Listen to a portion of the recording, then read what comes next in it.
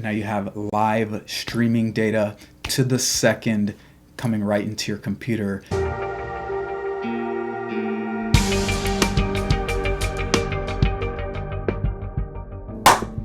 Finance family, it's your other brother Adam, Getbags. One of my Buy Me a Coffee supporters had a special request, so we're going to be showing you how to get streaming data for equities from the TD Ameritrade API. So you're going to be live, real-time streaming data. Let's jump straight into it, fam. So first up, what we need to do here is pop over to TD API Documentation by Alex Golek.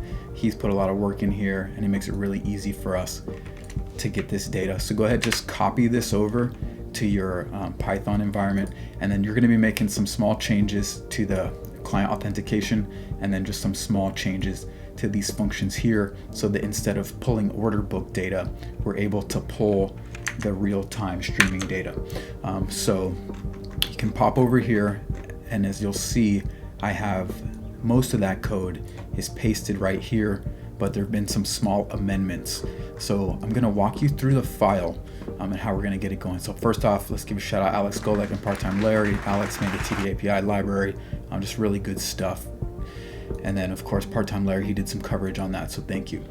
All right, so one thing when you're after you do your imports, if you're running like an IPython environment, you're going to have difficulty with the asyncio module here. So I have some extra code that allows you to use the async module inside of Jupyter, Spider, or any Python environments. So that'll help fix some of those error messages there. I found an article on the internet. You could check it out. All right, next we're having an authentication flow here. It's different than the HTTP client authentication. So you have your API key here, you have your redirect URI, and then you have your token that you're going to use. So, and then the last thing that's different is you have your account ID number. So I have a example file here where I have listed how mine looks set up for the purposes of this video. You have your token here, which is just the file that's sent to your computer when you do the authentication flow. It reads this file out of my working directory, so I don't need to specify a path. So I just have token here. You can specify a path if your token is getting written to a different directory. Okay, next is the API key, and then you have this suffix here after the @ sign. So your API key, that's going to be available for you under your TD developer app. So you go to My Apps here, click into your app, and then your key is going to be right here, this long string, and then you're able to put that over into your file here before the @ sign. You need the value after the @ sign and the @ sign. Okay, and then the redirect URI, this is just how it is. It's the local host, and you can specify that on your app as well on the TD for developers. And lastly, you need your account number. It's an 8-digit number, I believe, and you can find that on your TD Ameritrade brokerage on their web page. So if you go here to the first page after you log in, then you're able to click show, and then that'll give you your full account number. So you just copy your account number and paste it in here as a string. Okay, so that does it for the authentication. Now I have here some code for creating a queue, and a queue is a data structure.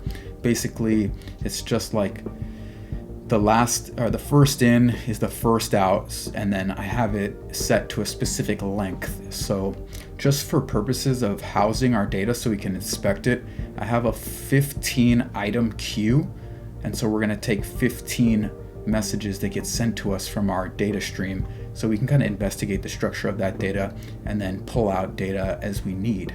So it's just a very basic setup here, where we initialize the class and then give it some functionality. And basically you see here in this code, if the queue is full, as described by 14 here, so 15 items, then we're gonna just dequeue, which is just remove an item from the queue, and then we're gonna insert the item. So now we have a fixed length queue once it gets full. All right, then I instantiate the class here, And then now we're to the bulk of our code here. So first we're creating this function read stream, or Alex has kindly set this all up for us. We're going to log in to the client here, and then well, one thing that I would suggest is open his documentation here so you can kind of read through it as you go. So you have the login. He describes everything in depth here. And then next you can see the quality of service. So this code here is quality of service. It's just like, how is it instantaneous? Is there a slight delay on your data? So you can set that here. All right, and then now there's this thing called handlers, which basically handle the data that gets sent to you when you subscribe to the data stream. So here in his handling messages section, he describes how to create handlers, and this is where, you know, we implement the queue and storage inside of our handler, and then we register the handler that we're going to be using. So you can see here we're creating the handler, which is called print method, and then in his code he just has it print, but I'm also having it add the data to the queue, and you can see that here with this line test queue.enqueue.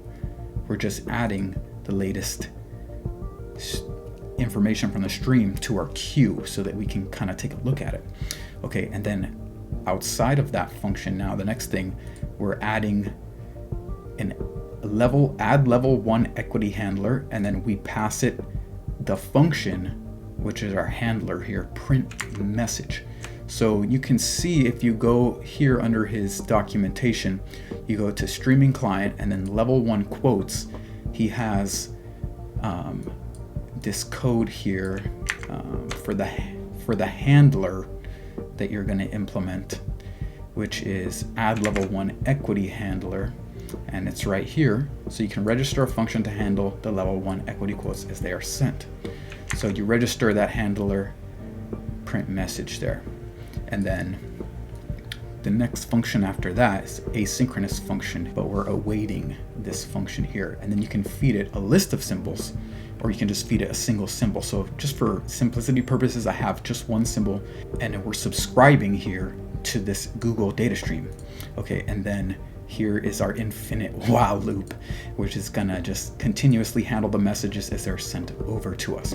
Okay, and then lastly, I have a way to close the stream, which I'll show you how to do here. Unsubs method here, or the unsubs function that we're gonna use to unsubscribe to Google. And we'll see how this works in a second. So got 4 minutes till the market close. Let's go ahead and run this code here. And of course, that's not working. All right, so I had to make some little changes to our code here just to update this to token path, but it looks like we're subscribed to the data stream just in time, right before the market close. I'm gonna go ahead and keyboard enter up there, but as you can see, we're still receiving quotes. So I'll just go ahead and copy this code down here, paste it here. That's going to close our stream, and we've successfully pulled our data down, real-time streaming data. So we can go and quickly inspect our data here that we've stored in our test queue by looking at testqueue.queue, and that's going to give us all of our real-time streaming data that we've stored up to the moment where we cut off our function here. So we can see here that we have Google, we have our bid and ask price, and then we have size here, and then some additional information. So it looks like there's a couple different lengths. So these are all dictionaries here, and they're separated out. You can see that this one is shorter than this one, is different size than this one. And that looks like it's the long size, and so a short one here. So looks like there's some variation in the data, but now that you have it here, you can go and inspect it, and if you want, you can just parse out the ask price and the bid price, etc. here from what's coming into your dictionary. And one thing to note, we're just straight up storing the JSON data, which comes in dictionary format, to our queue. So we didn't store text in our queue, we stored dictionaries. So that's just one thing to note. All right, fam, that's all there is to it. Now you have live streaming data to the second coming right into your computer, so you can do whatever you want with that. Please make the most of it. Let me know what you think down in the comments below. Looking forward to hearing from y'all. Y'all have my blessing. Let's go get these bags.